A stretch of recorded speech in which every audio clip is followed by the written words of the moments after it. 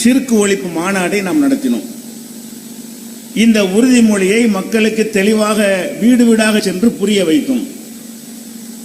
இரண்டாவது உறுதிமொழியாகிய முகமது ரசூலுல்லாஹ் என்பதை ஒரு மந்திர சொல்லாகத்தான் நம்ம சமுதாயம் விளங்கி வைத்திருக்கிறார்களே தவிர அதனுடைய முழு அர்த்தத்தோடும் அதனுடைய முழு பரிமாணத்தோடும் இந்த கலிமாவை புரிந்து கொள்ளவில்லை என்பதால் மாவட்டந்தோறும் முகமது ரசூலுல்லாஹ் என்பதை விளக்குகிறோம்.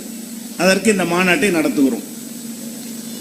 இந்த நிகழ்ச்சியில எனக்கு நபி வழி நடந்தால் என்கிற தலைப்பு தந்திருக்கிறார்கள்.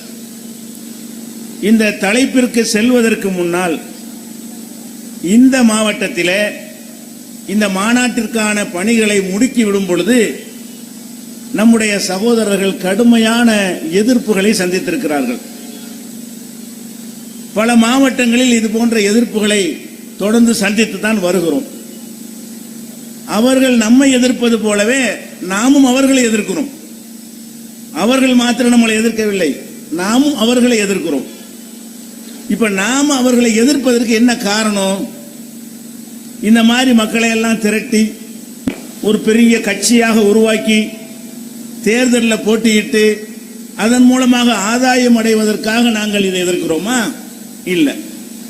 இதை எதிர்ப்பதன் மூலமாக மக்கள்கிட்ட நிதி திரட்டி அதன் மூலமாக எங்களுடைய பொருளாதாரத்தை உயர்த்தி கொள்வதற்காக வேண்டி அதை எதிர்க்கிறோமா?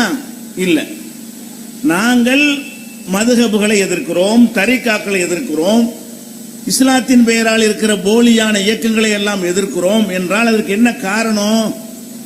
இந்த மார்க்கம் நபிகள் நாயகம் ஸல்லல்லாஹு அலைஹி வஸல்லம் அவங்களோடு முடிவாகிவிட்டது. அவங்க கடைசி தூதர். அவங்களுக்கு பிறகு தூதர்கள்